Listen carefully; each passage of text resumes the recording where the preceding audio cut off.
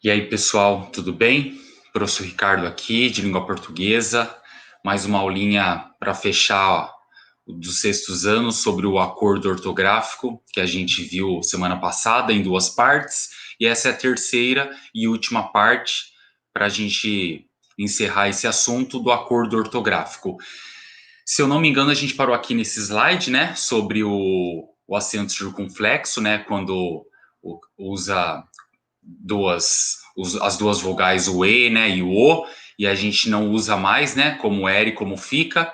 Então agora a gente vai para o acento circunflexo e agudo em algumas palavras, tá? Então não se usa mais esse acento circunflexo ou o outro acento que a gente usava para separar quando era verbo, quando era preposição, quando era substantivo, quando era, de novo, uma preposição. Hoje em dia a gente não usa mais. Então, junta tudo, né? Então, os pares aí de para, pela, pelo, polo, pera. Antes a gente separava por acento para diferenciar, né? Quando era verbo, quando não era. Hoje em dia vai estar tudo junto, na verdade vai estar sem esse acento. Então, ele pede uma atenção aí, né, que só para permanecer o acento diferencial em pode, né, de pode. Então, pode é a forma do passado, né, e o pode é o nosso pretérito perfeito do indicativo. Então, desculpa, o pode é o nosso presente do indicativo. E o pode é o nosso passado, que é o pretérito perfeito do indicativo. O único que vai manter o acento. O restante não vai ter mais. Então, para a gente saber quando é para de preposição, por exemplo, ele entregou o trabalho para o professor. É sem acento, porque esse para, ele não é verbo. Antes, quando eu falava para de falar, tinha acento para mostrar que é um verbo. Então não vai mais ter isso. Assim como acontece com pelo, com polo, pera, tá? Então esses acentos não vão existir mais. Olha uns exemplos aí.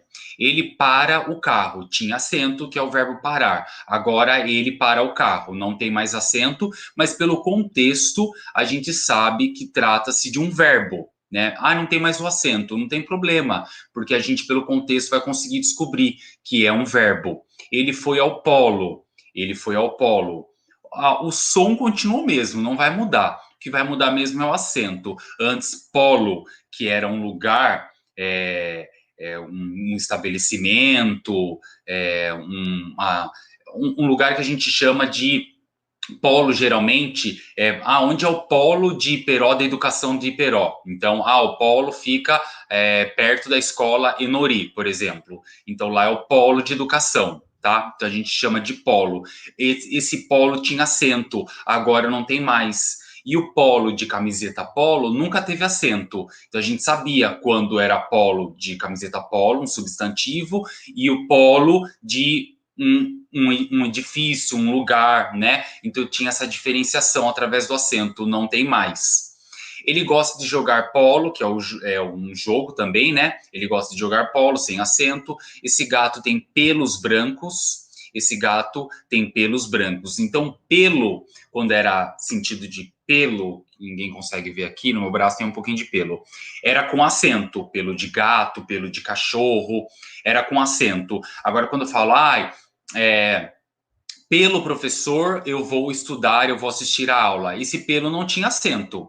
Agora, o pelo de gato, cachorro, de gente, tinha acento. Agora não tem mais. Então, como vai saber a diferenciação? A gente não está falando aí de gato. Não pode ser pelo de, né, pelo professor, não teria nexo ser o outro tipo de pelo que a gente usava. Então, a gente continua sem acento, só que pelo contexto a gente consegue compreender que tipo de pelo é esse. Mesma coisa, pera. A pera, ela tinha acento, agora não tem mais. Então não vão, cuidado para vocês não falarem pera, até porque nem existe pera, né? A gente fala no dia a dia, na linguagem informal, pera aí, já estou indo, mas é o verbo esperar, né? Seria espera aí, já estou indo. Então esse pera vai continuar com o mesmo som e não vai ter, a gente vai saber que trata-se da fruta, né? Nunca compreendam como um verbo de pera, né? Pera aí, já tô indo. Não. Esse pera que a gente fala é esperar, né? Espera aí, seria o esperar. Então nunca teve essa diferenciação de pera, né? Como está escrito aí, como verbo. Né? É que a gente acaba falando assim no nosso dia a dia e na velocidade das coisas, a gente acaba comendo um pouco as palavrinhas aí, mas não confundam o verbo com o substantivo pera, a fruta, ok? Aí o como era para vocês verem, tá? E o como fica. Beleza? Vamos para o próximo slide. Pôde, olha lá, o pôde ele vai permanecer, como a gente viu, né? Então, ontem ele não pôde, né, o nosso pretérito imperfeito, sair mais cedo, mas hoje ele pode. Então, muda até o som. Pôde, com acento circunflexo, porque trata-se do passado, e pode, sem acento circunflexo, porque trata-se do presente. Então, ele vai permanecer, esse é o verbo por, ele vai permanecer com o acento diferencial.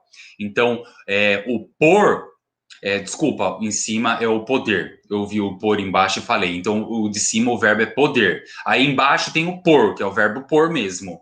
Não é poder. A gente também coloca para diferenciar quando é o verbo por e quando é por de preposição. Então, esse daí também não vai tirar. Ah, mas o para tirou. Porque o para com acento era verbo, igual o por. E o para sem acento era de preposição. Por que no para não fizeram isso igual fizeram com por? Ficaria melhor para a gente, né? Mas eles, eu acho que os gramáticos entenderam que o verbo por sem acento ele ia ficar muito mais difícil, às vezes até no contexto de você descobrir que trata-se de uma preposição ou trata-se de um verbo. Agora o para fica muito difícil você escrever uma frase e você não saber quando é para do verbo parar e quando é para de preposição, né, para alguém, algo para alguém. Então acho que o para daria para tirar o acento agudo sem maiores dificuldades de compreensão. O por já não. Então, por ficaria, né, um pouquinho mais complexo essa leitura. Então, eles falaram, não, vamos deixar o por, então, quando é verbo, continuar com acento, e o por, quando for preposição, deixar sem o acento. Beleza? Então, pôde com acento, pode sem acento. Por de verbo com acento e por de preposição sem acento. Aí tem um exemplo aí, vou colocar o livro na estante que foi feito por mim. Percebam aí que esse por dá para substituir por colocar. Então, toda vez que você estiver na dúvida se por é verbo, se tem acento ou não tem, substitui ele por colocar. Aí você consegue descobrir se trata-se de um verbo por, né, no sinônimo de colocar, ou não tem nada a ver, beleza? Permanecem os acentos que diferenciam o singular do plural dos verbos ter e vir. Opa, ter e vir. Assim como de seus derivados. Então, manter, deter, reter, conter, convir, intervir, advir, etc., permanecem os acentos que diferenciam, tá, o singular do plural. Então, quando é singular, a gente vai colocar de um jeito. Quando for plural, de outro jeito. Vamos dar uma olhadinha aqui nos exemplos. Ter e vir e seus derivados. Então, ele tem dois carros sem acento porque é singular o verbo ter. Quando tiver no plural, aí vai ter que colocar o acento para poder diferenciar. Senão escreveria tudo igual. Aí você não sabe quando é singular e quando é plural. Então, em prova, é muito pedido isso. Para saber, eu coloco lá na prova essas frases, por exemplo, sem os verbos. Deixo as lacunas, né, os espaços para vocês preencherem. Para saber se vocês sabem quando chegou nesses verbos, manter, deter, reter, conter, convir, intervir, advir, aí tem aí o verbo ter e vir, eles, para você saber quando tem o acento e quando não tem, tá? Perceba que no manter lá embaixo, o mantém ele tem um acento agudo no singular e um circunflexo no plural. Por que ele vai ter aí esse acento agudo, esse mantém? Porque ele trata-se, na verdade, né, de uma oxítona terminada em "em". Então, é por causa da regrinha, tá? Então, por essa regrinha, a gente coloca aí esse acento agudo na palavra mantém para o singular e o circunflexo continua para o plural. Ter e vir e seus derivados continuando, olha lá, ele convém, mesma coisa com convém, detém, intervém. Então, nesses, a gente vai colocar, no tem e no vem não vai colocar porque é um monossílabo, tá? Agora, no mantém, que aí é uma oxítona terminada em, aí a gente coloca o acento agudo, tá? São as regras gramaticais que a gente tem que seguir. E aí o acento circunflexo quando for plural, né? Então, eles convêm aos estudantes, eles detêm o poder, significa que está no plural com acento circunflexo. Forma e forma é facultativo. O que seria facultativo? É opcional. Você coloca ou não, você escolhe. Então, é facultativo o uso do acento circunflexo para diferenciar as palavras forma e forma.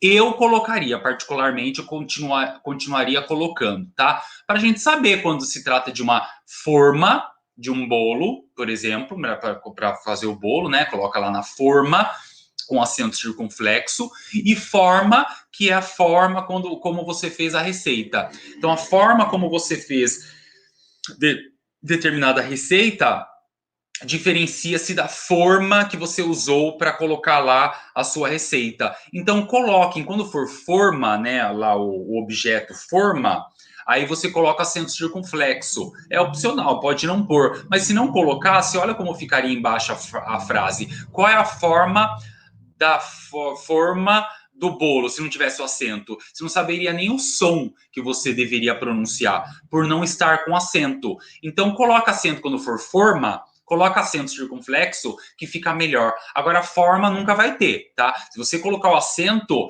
é porque você não tá falando aí forma, né? Na verdade, até tá, porque é facultativo, mas o som fica, porque o acento circunflexo pede esse som de o fechado, né? Diferente do o sem acento ou com acento agudo, aí você tem esse som aberto, forma, né? Aí agora com o acento circunflexo, você sabe que vai ser um o fechado, forma. Então é melhor você colocar para diferenciar, beleza? Esses são os nossos parafusos novos que a gente colocou aí ao longo dessas 3 partes da aula de reforma ortográfica, né, do acordo ortográfico da língua portuguesa. Para encerrar aí, a gente tem o alfabeto, que até 2010 o nosso alfabeto não tinha, eram 23 letras, né? Agora são 24, 25, 26, porque entrou o K, o Y e o W. O K, o Y e o W, um dia fizeram parte já da nossa língua portuguesa, mas essa reforma ortográfica não é a primeira que aconteceu, tá? Ela existe a cada 40, 50 anos, os gramáticos fazem para ficar o mais próximo das línguas dos outros países que falam a língua portuguesa, né? Como, né, Portugal, Moçambique, Guiné-Bissau, Timor-Leste e por aí vai.